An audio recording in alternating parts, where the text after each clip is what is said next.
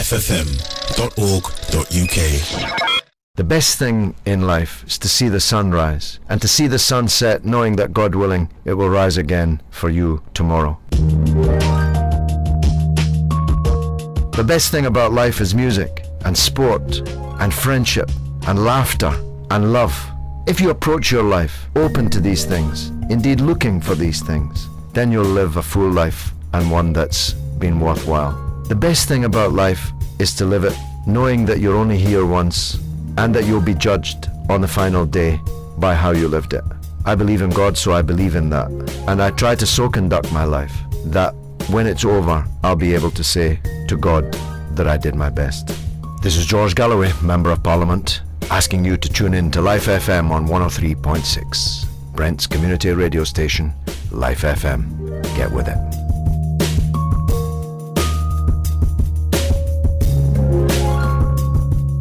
You are listening to Live FM.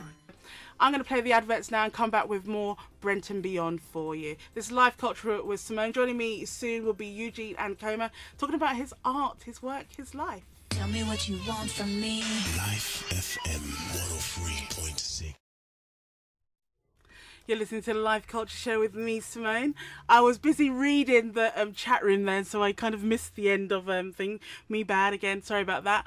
And somebody said they missed the, I think they're saying that they missed the #1 Ladies Detective Agency.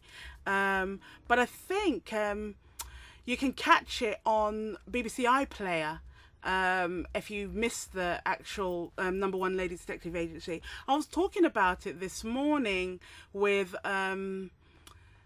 Toby Kellogg as we were on the breakfast show together, and we thought it, I thought it was a little bit fluffy, but then I've never read the books, so if you've read the books and you've really enjoyed them, you probably enjoy it. It's lightly humorous, but a little bit not very, very challenging. I don't. Did you see it at all? Yeah, I did a bit. It's quite light, isn't it? Yeah. Not very. Yeah. What did you think? Not very deep. Did you enjoy it? I liked it in the sense that it was. It sort of touches on some of the African sort of issues in terms of kids, being taken away to work in unruly places and all that. Okay. Yeah. It wasn't deep enough, but I still enjoyed it. Yeah. It was humorous, yeah. Joining me in the studio will be Eugene Ankomah, a local artist. The track I'm playing is by Noel McCoy and the Family. Oops.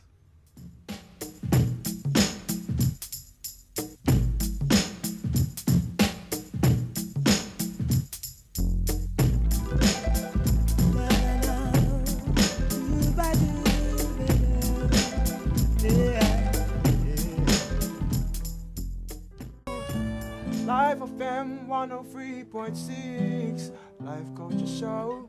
Mr. Kevin Mark Trail on the Life Culture Show. Life FM 103.6, yeah. Yes, you're listening to the Live Culture Show with me, Simone, here on Life FM 103.6. Joining me in the studio now, I've got Eugene Ankomah. Am I pronouncing that right? Yeah, Ankomah. Yeah, Ankomah. Ankomah, a local artist. And if you have any questions during this part of the show, please do give us a call. Our telephone number here is 020-8963-9566. That's 020-8963-9566, or you can send us a text on the mobile. That number is 07949 408 270, 07949 408 270. Hello, Eugene. Hello, Simone. Hiya. Thanks for joining us on the Live Culture Show. Thank you for having me. Well, it's great to be here. Brilliant. Now, you've basically this whole weekend have been painting. Oh gosh, you can say that again, yeah. Tell us about that, because I know you've been at Wilson Library, but just tell us a bit more about that. Okay. Basically, we started a project called Graffiti Express. Yes. And basically, I'm the person coordinating the whole thing. So I had to choose 2 other artists, and on the spot for 4 days, every day starting last Friday, we started working from 1 to 6 p.m.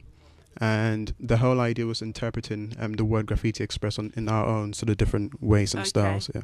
Now, when I was saying to Toby Kellogg of the Breakfast Show that I was interviewing a graffiti artist, and we were debating the difference between you know, because he was saying like graffiti is that kind of thing that you don't really want. Yeah, that's right. And so we're trying to determine the difference between graffiti and graffiti art. Sure. So where does the dividing line fall? I mean, for me, you've got the graffiti you used to see in the 80s on trains and walls and that sort of thing, which is a bit more designed for me. Yes. But I think the graffiti we see today in the press, in the newspapers, is more stencil art. Okay. And I think people get it confused because... What do you mean by stencil art? Stencil art meaning the images are usually, or should I say normally cut out of card box paper. Yeah. And the artist goes onto the wall, sprays it. Oh, okay. So it's much simpler. It's not sort of, you know, the design. Freehand. Yeah, exactly. Thing that Okay. takes a long time. Okay, and why do you think people have gone more to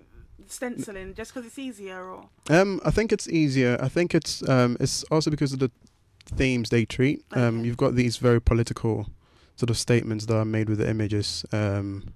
And what else? It's very sort of controversial. Okay. So it catches the eye, I would say. So the graffiti art you were doing as part of Graffiti Express. That's right. What kind of art was that? I mean, first of all, the interesting thing about this project is that none of us are graffiti artists in the proper sense of the word.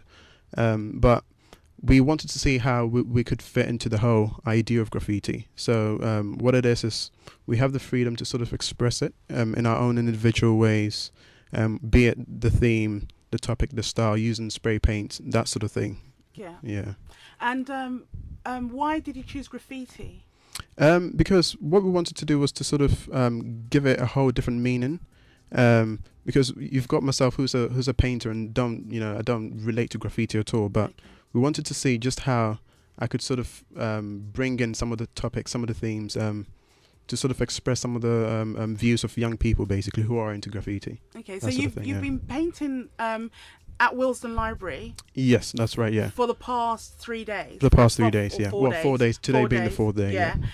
What's been happening down there while you've been painting? Gosh, we've had queues of people sort of stopping by, asking us questions, giving us compliments.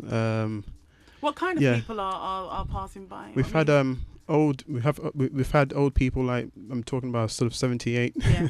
We've had people on sticks. We've had people in wheelchairs. We've had little kids who have, you know, some of them who have run home, picked up a whole hoard of drawings, brought them to us to sort of get our viewpoints on the works.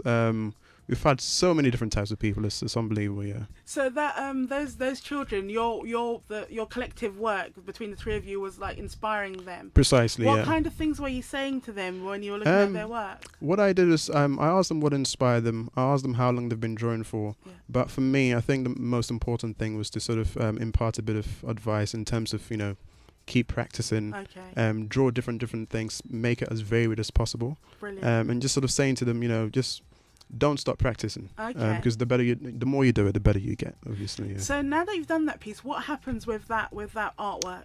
What we are going to be doing is to have a private view on Thursday, which will be from 6 p.m. to 9:30. Yeah. And by the way, everybody's invited. Okay, brilliant. And that's at the library. It is at the library. Yeah.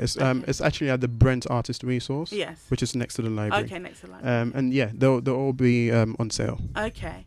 Now, I'm assuming the reason you chose that location is because you're from the borough. Precisely, yeah. When did you come to the borough? How long have you been in the borough? From 1991. I was born here, but my parents we're all from Ghana. Okay.